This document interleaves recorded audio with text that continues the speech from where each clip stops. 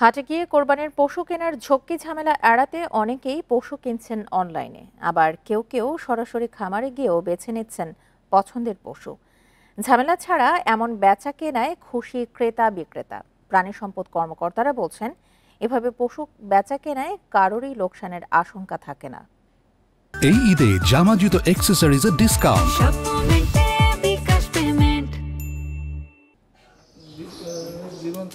ঈদ আসতে এখনো কিছুটা সময় থাকায় কোথাও সেভাবে জমে ওঠেনি কোরবানির পশুর হাট। তবে নোয়াখালীতে অনেক ক্রেতা খামার ঘুরে ঘুরে কিনছেন পছন্দের পশু। শহরের মানুষ ঝামেলা এড়াতে কেনার পর রেখে দিচ্ছেন খামারেই, যা ঈদের আগে পৌঁছে দিবেন খামারিরা। এই খামার থেকে গরু কিনলে সুবিধা হয়েছে, আপনার কোরবানির গরুগুলো ক্রয় করলে আপনার লাইভ ওয়েটে নেওয়া যায় এবং কি দামাদামি করেও নেওয়া যায়। দামও কম, ওজনও সঠিক পাওয়া যায়। এই জন্য আমাদের এখানে সুযোগ সুবিধা অনেক ভালো। জেলায় এবার ৬,৭২৬টি খামারে কোরবানির পশু প্রস্তুত করা হয়েছে। প্রাণী সম্পদ কর্মকর্তা জানান, খামার থেকে ওজন করে পশু বিক্রি হওয়ায় লোকসানের সংখ্যা থাকে না কারো।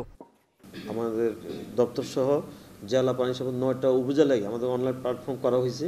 ওইখান থেকে খামারিরা এবং অনলাইনে বিক্রি করছে তাদের ডিজিটাল স্কেলের মাধ্যমে। এতে তারা বেশ করে বাজারে গিয়ে অনেক ধরনের ঝক্কি আছে, তারা নগদ টাকা চুরি, পকেটমার এটা থেকে তারা বাঁচছে।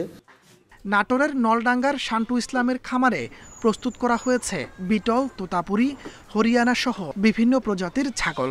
খামার থেকে বিক্রির পাশাপাশি এসব পশু বিক্রি হচ্ছে অনলাইনেও। আমার ছাগল কোনোটাই হাটে নিয়ে বেচতে হয় না, অনলাইনের মাধ্যমে সারা বাংলাদেশে বিক্রি হয় এবং অনেকে ফোন দেয় তারা ছাগল নেওয়ার জন্য।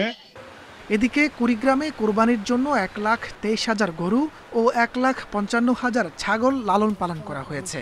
এর মধ্যে ৩ শতাধিক খামারে সরাসরি ওজন করে পশু কেনাবেচা জমে উঠেছে। তাপস সরকার, ইন্ডিপেন্ডেন্ট নিউজ।